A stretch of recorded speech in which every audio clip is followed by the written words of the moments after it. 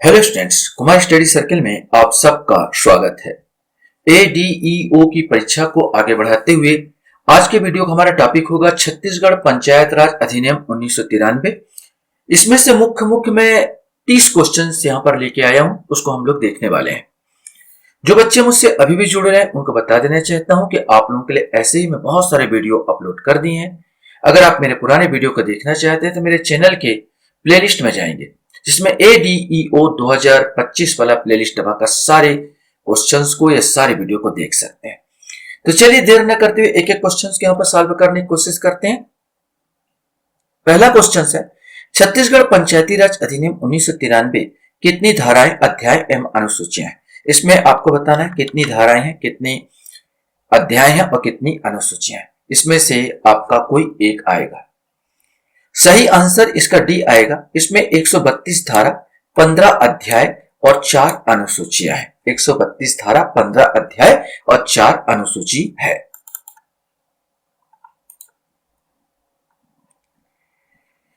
Questions हमारे सामने ये 2017 में एडीओ का क्वेश्चंस था, उसी को मैं यहां पर लेके आया हूं। आपको बताना है छत्तीसगढ़ पंचायत राज अधिनियम अध्याय, ये लैटिन भाषा में लिखा है 14A, लैटिन में आएगा ये 14A आएगा। तो 14A किससे संबंधित है ये आपको बताना है। अध्याय 14A किससे संबंधित है। निर्वाचन का संचालन, पंचायत के कामकाज का संचालन तथा पंचायत के सम्मेलन की प्रक्रिया, पंचायत के निधि तथा उसकी संपत्ति, अनुसूचित क्षेत्र में पंचायत के विशिष्ट उपबंध, इसमें से आपको बताना है। सही आंसर इसका डी आएगा। अनुसूचित क्षेत्र में पंचायत के लिए विशिष्ट उपबंध 14A में, अध्याय 14A में बताया गया। इससे आपको पता चलेगा कि अध्याय भी आपको 15 जो अध्याय है उसमें सब अध्याय कौन सा अध्याय किससे संबंधित है यह भी आपको पता होना चाहिए। 2017 में ही एक क्वेश्चन आपसे ऐसे पूछा गया था जोड़ी बनाने के लिए। इसमें धारा से पूछ दिया गया था कौन सा धारा किससे संबंधित है। धारा 37, धारा 38, धारा 39, धारा 40। इसमें से आपको बताना था कि कौन सा धारा किससे संबंधित है यह आपको बताना है। सही अगर हम लोग खोजने की कोशिश करें तो धारा 37 पंचायतों के पदाधिकारी द्वारा त्यागपत्र से संबंधित है। धारा 38 की बात किया जाए तो रिक्तियों का भरा जाना। धारा 39 की बात किया जाए तो पंचायत के पदाधिकारी को निलंबन, और धारा 40 की बात किया जाए तो पंचायत के पदाधिकारी को हटाया जाना, इससे संबंधित है। मतलब आपको धारा भी याद करना होगा और ऑप्शन में इसका ए आ जाता 4 3 1 2, 4 3 1 2 इसमें आता। 37 का 4 पंचायत के पदाधिकारी का त्याग पत्र, 38 का 3 रिक्तियों का भरा जाना, धारा 39 माने यहां पर आएगा 1 पंचायत पदाधिकारियों का निलंबन, और धारा 40 2 अर्थात पंचायत के पदाधिकारियों का हटाया जाना।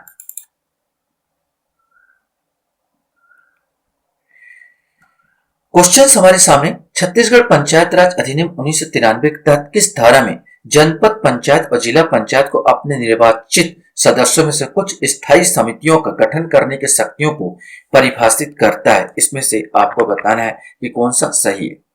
तो सही आंसर इसका सी आएगा 47, धारा 47 47।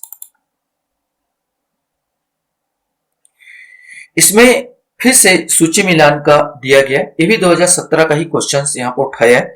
उठाने का तात्पर्य यह है कि आप लोगों को किस ढंग से तैयारी करना है ये आपको बताना। अनुसूची तो 4 है ये, अनुसूची 1, अनुसूची 2, अनुसूची 3, अनुसूची 4। अब ये अनुसूची किससे संबंधित है ये आपको यहाँ पर बताना है।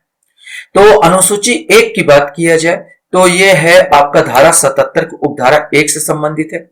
अनुसूची 2 की बात किया जाए तो धारा 77 की उपधारा 2 से संबंधित है। अनुसूची 3 की बात किया जाए तो धारा 80 से संबंधित है। अनुसूची 4 की बात किया जाए धारा 53 की उपधारा 1 से संबंधित है। अर्थात इसमें बी वाला ऑप्शन यहाँ पर सही आएगा। माने 3 1 2 4 माने पहले का 3 धारा 77 की उपधारा 1, दूसरे का अनुसूची 2 जो है ये पहले वाला आ जाएगा, धारा 77 को उपधारा 2, अनुसूची 3 धारा 80 से, अनुसूची 4 धारा 53 की उपधारा 1 से। माने आपको अनुसूची कौन किससे संबंधित है इसको भी एक नजर देख के जाना है।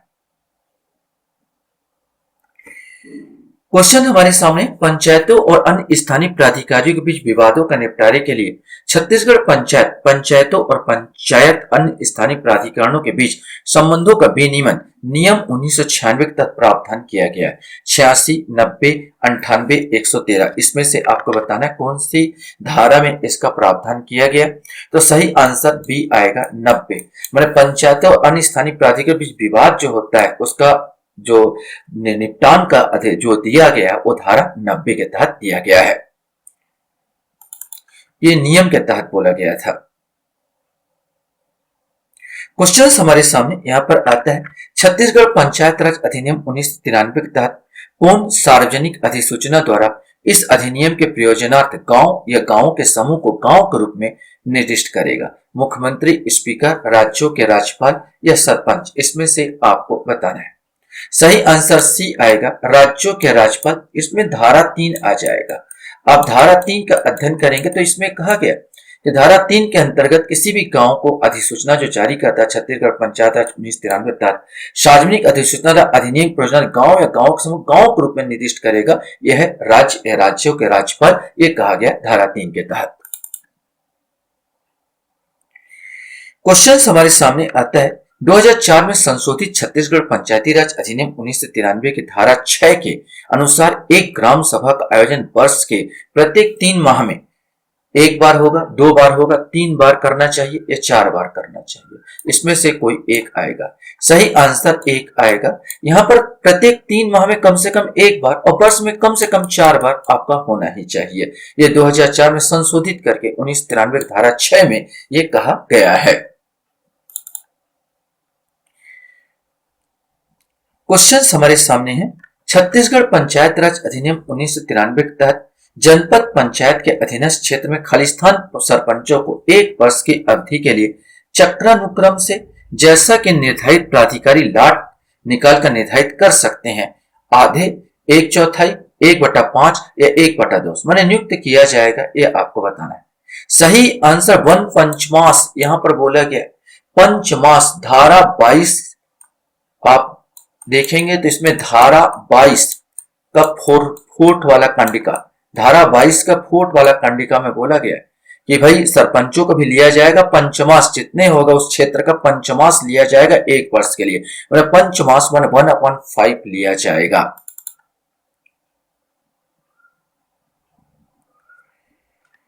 क्वेश्चन से, छत्तीसगढ़ पंचायत राज अधिनियम 1993 के तहत कोई भी व्यक्ति किसी भी स्थिति में निर्वाचित क्षेत्र के खालिस्तान से अधिक वार्ड से पंचायत के पदाधिकारी के रूप में चुनाव के लिए पात्र नहीं होगा। 1, 2, 3 से अधिक वार्ड में से नहीं होगा या 4? इसमें से आपको बताना है। सही आंसर इसमें ए आएगा। 1 से अधिक 2 जगह आप खड़े नहीं हो सकते। ये धारा 15 में कहा गया कोई भी पदाधिकारी जो खड़ा होना चाहता है, तो जैसे लोकसभा में होता है, लोकसभा में आप एक, या विधानसभा में होता है 1 या 2 स्थान से आप खड़े हो सकते हैं। 2 जगह से एक कैंडिडेट कभी कोई खड़े होते आपको दिखाया गया देखते हैं, वैसा यहां पर नहीं है। केवल यहां पर एक जगह से एक कैंडिडेट ही खड़ा होगा, 2 नहीं। ये धारा 15 में कहा गया है।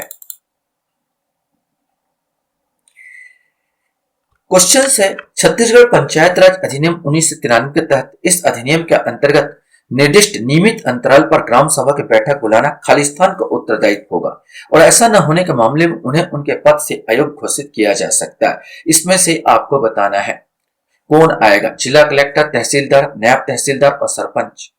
सही आंसर डी आएगा, सरपंच। सरपंच को उनको बुलाना में नियमित वो बैठक बुलाएगा और उसमें कोरम पूरा होना चाहिए। अगर लगातार 3 कोरम पूरा नहीं होता, अगर बुलाने पर सरपंच बुलाने पर भी 3 कोरम उसका पूरा नहीं हो पा रहा, तो सरपंच को हटाया भी जा सकता है। ऐसा पूरा है। और कोरम बुलाने का उत्तरदायित्व जो है, जो बुलाते हैं अंतराल पर ग्राम सभा के बैठक बुलाने का अधिकार जो उत्तरदायित्व है वो सरपंच को जाता है। सरपंच बुलाएगा। क्वेश्चन हमारे सामने यहां पर आता है, ग्राम पंचायत और जरूरतमंद व्यक्तियों का निःशुल्क खाद्यान्न की व्यवस्था करने का प्रावधान छत्तीसगढ़ राज्य की पंचायती राज अधिनियम 1993 में किस वर्ष संशोधन कर शामिल किया गया? वर्ष 2002, वर्ष 2003, वर्ष 2004 या वर्ष 2008? इसमें से आपको बताना है। सही आंसर इसका सी आएगा, वर्ष 2004 में। क्वेश्चन यहाँ पर है, छत्तीसगढ़ पंचायती राज अधिनियम 1993 की धारा 88 के तहत ग्राम पंचायत के कार्यकलापों की जांच किसके द्वारा की जाती है? पंचायत एवं समाज शिक्षा संगठन, आंतरिक अंकेक्षण एवं करारोपण अधिकारी, जिला अंकेक्षक या कलेक्टर द्वारा नामांकित कम से कम द्वितीय श्रेणी का अधिकारी। इसमें से आपको बताना है। सही आंसर इसका डी आएगा, कलेक्टर द्वारा नामांकित कम से कम द्वितीय श्रेणी का अधिकारी 88 के तहत ग्राम पंचायत के कार्यकलापों की जांच करेगा।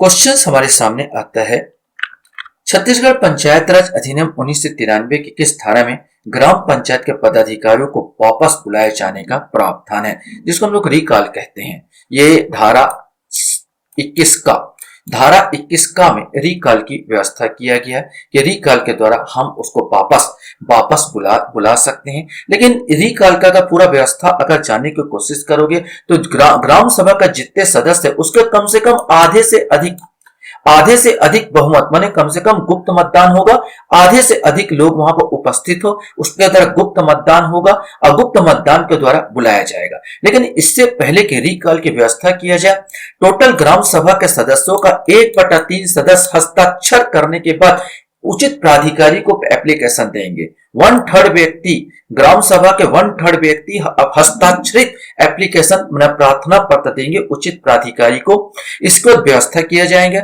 उपस्थित जो मतदान वो है ग्राम सभा का सदस्य कम से कम आधे से अधिक को यहाँ पर होंगे और उसकी बहुमत आधे से अधिक इकट्ठे है तो आधे से अधिक का जो हो उसके बहुमत के आधार पर ही उनको हटाया जाएगा। लेकिन रिकॉल की व्यवस्था बता दिया जाता है, कम से कम रिकॉल की व्यवस्था 2.5 साल, उसके सरपंच का कार्यकाल कम से कम 2.5 साल हो गए हो, उसी के बाद रिकॉल की व्यवस्था हो गया। मान लीजिए उपचुनाव में कोई सरपंच खड़ा हो, उसका कार्यकाल 3 है तो बोला गया कि आधा कार्यकाल माने 1.5 साल उसका हो जाना चाहिए। ये पूरा कंडिका दिया गया है। आप डिटेल से पढ़ेंगे कि इसमें से कोई भी क्वेश्चन बन सकता है, कितने भी बहुत सारे प्रकार से इसमें से क्वेश्चन रिकॉल से संबंधित आ सकता है कि कितने साल के बाद बुलाया जा सकता है, 2.5 साल के बाद बुलाया जा सकता है, कितने कम से कम ग्राम सभा के उपस्थित होना चाहिए तो आधे से अधिक तो उपस्थिति होना चाहिए और बहुमत के द्वारा होगा, आधे से अधिक उपस्थित हो बहुमत द्वारा होगा तो भी बुलाया जाएगा, उसमें भी बहुमत चाहिए। कितने लोगों का पहले उसको वो होना चाहिए तो कम से कम 1/3 का हस्ताक्षरित होना चाहिए एप्लीकेशन देने के लिए उचित प्राधिकारी को। कब किया जा सकता है? 2.5 साल। अगर उपचुनाव हुआ 3 साल के लिए, मान लो वो 3 साल है या 2 साल है तो कम से कम उसका आधा कार्यकाल निपट जाना चाहिए उस सरपंच का या कोई भी पदाधिकारी का, तब जाके उसको हटाया जाएगा, रिकॉल की व्यवस्था होगी। इस प्रकार का बहुत सारे प्रावधान है जिसको आपको देख लेना होगा। क्वेश्चन हमारे सामने, छत्तीसगढ़ पंचायत राज अधिनियम 1993 के तहत जहां ब्लॉक में अनुसूचित जाति अनुसूचित जनजाति कुल जनसंख्या 50% से कम है, वहां ब्लॉक के अंतर्गत ग्राम पंचायत के सरपंचों के खालिस्तान प्रतिशत सीट अन्य पिछड़ा वर्गों के लिए आरक्षित होगा। इसमें से आपको बताना 10, 20, 25 या 30, इसमें से कोई एक आएगा। सही आंसर इसमें सी आएगा। 25% से पिछड़ा वर्ग को चला जाएगा। क्वेश्चन हमारे सामने आता, छत्तीसगढ़ पंचायत राज अधिनियम 1993 के तहत ग्राम पंचायत की पहली बैठक धारा 19 के तहत प्रकाशन की तिथि से खालिस्तान दिनों के भीतर आयोजित की जाएगी। इसमें से आपको बताना है 10, 20, 25 या 30। सही आंसर डी आएगा, 30 दिनों के अंदर इसको आयोजित की जाएगी। क्वेश्चन हमारे सामने आता है, छत्तीसगढ़ पंचायत राज अधिनियम 1993 की धारा 56 के तहत ग्राम पंचायत को क्या शक्ति दी गई है? सार्वजनिक भूमि का अतिक्रमण हटाने की शक्ति, भावनाओं के परिनिर्माण पर नियंत्रण और वाहनों होना था परिनिर्माण भावना लिखा भवन माने मकान होगा, भवन होना था भवनों के परिनिर्माण का नियंत्रण, भवनों के नामकरण करने और भवनों को क्रमांक डालने की शक्ति, बंजारों का मेलों कभी भी नहीं, बंजारों नहीं हुआ बाजार होना था, कुछ मिस्टेक है, बाजारों या मेलों का यहाँ पर भी नियमन ये होना था। इनमें से आपको बताना है तो सही आंसर इसका ए आएगा, सार्वजनिक भूमि पर अतिक्रमण हटाने की शक्ति जो दिया गया है कि 1993 की धारा 56 में सार्वजनिक भूमि पर अतिक्रमण हटाने की शक्ति के बारे में वर्णन किया गया है। क्वेश्चन यहां पर आता है, ग्राम की मतदाता सूची किस धारा में? ग्राम की मतदाता सूची किस धारा में है ये आपको बताना। धारा 2, धारा 3, धारा 4 या धारा 5, इसमें से कोई एक आएगा। सही आंसर सी आएगा, धारा 4 में ग्राम की मतदाता सूची का वर्णन है। ग्राम सभा का सम्मेलन कम से कम प्रत्येक खाली स्थान में एक बार होना चाहिए। ये रिपीट क्वेश्चन थोड़ा घुमा क्वेश्चन दिया गया। 3 माह में, 4 माह में, 5 माह में, 6 माह में। सही आंसर 3 माह में आएगा। एक बार क्वेश्चन इसी प्रकार का दिया जा चुका है। तो ग्राम सभा का सम्मेलन कम से कम प्रत्येक 3 माह में एक बार होना चाहिए। ये पहले क्वेश्चन था 3 माह में कितनी बार होना चाहिए, इस बार है कि 3 माह में कितनी बार होना चाहिए। तो ये 3 माह में एक बार होना चाहिए, पहले वाला क्वेश्चन था। इस बार क्वेश्चन है कम से कम ग्राम सभा सम्मेलन कम से कम प्रत्येक 3 में एक बार होना चाहिए। तो 3 माह में एक बार होना चाहिए, ये आंसर आएगा। क्वेश्चन हमारे सामने आता है, ग्राम पंचायत गठन किस धारा में बताया गया। ग्राम पंचायतों का गठन के बारे में बताना, धारा आपको बताना 10, 11, 12 या 13, इसमें से आपको बताना है। सही आंसर डी आएगा, धारा 13 में ग्राम पंचायतों गठन का वर्णन किया गया है। पंचायतों की अवधि का वर्णन किस धारा में, 5 साल होगा ऐसा बोला गया है। पंचायतों का अवधि अपने जिस दिन चुनाव होता है उसका प्रथम सम्मेलन के कितने साल तक, 5 साल तक बिंदास चलेगा। ये किस धारा में बताया गया है ये आपको बताना है। तो सही आंसर इसका ए आएगा, धारा 9 में कहा गया है। क्वेश्चन हमारे सामने आता है, दो पंचायतों के मत विवाद की दशा में विवाद का निपटारा अंततः किसके द्वारा किया जाता है। कलेक्टर द्वारा, राज्य शासन द्वारा, अनुविभागीय अधिकारी राजस्व द्वारा या जिला पंचायत द्वारा, इसमें से कोई एक आएगा। तो सही आंसर बी आएगा, राज्य शासन। राज्य शासन द्वारा, यहां पर अगर दो पंचायतों के मत विवाद की स्थिति विवाद बन गया है तो राज्य शासन द्वारा इसका निपटान किया जाएगा। क्वेश्चन हमारे सामने आता है, जिला पंचायत में कौन कौन शामिल होते हैं। निर्वाचन क्षेत्रों का निर्वाचित सदस्य, संसदीय निर्वाचन क्षेत्रों का प्रतिनिधित्व करने वाले लोकसभा के सदस्य, राज्यसभा के सदस्य, ये सभी। सही आंसर ये सभी आएगा। इसके अंतर्गत जो निर्वाचन क्षेत्र में निर्वाचित सदस्य वो तो बिल्कुल शामिल होंगे ही, सवाल ही पैदा नहीं होता। इसके बाद नामांकित सदस्यों में लोकसभा के निर्वाचित सदस्य जो होते हैं, जिसका क्षेत्र उस निर्वाचन क्षेत्र का उस सीमा में आता है, नगरीय क्षेत्र को छोड़कर, तो भी आ जाएगा। और राज्यसभा के सदस्य जिसका क्षेत्र आता है वो भी आ जाएगा इसके अंतर्गत।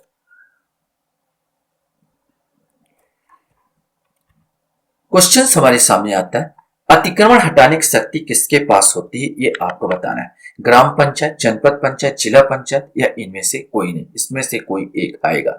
सही आंसर ए आएगा, अतिक्रमण हटाने की जो शक्ति है ग्राम पंचायत के पास होती है। क्वेश्चन हमारे सामने आता है,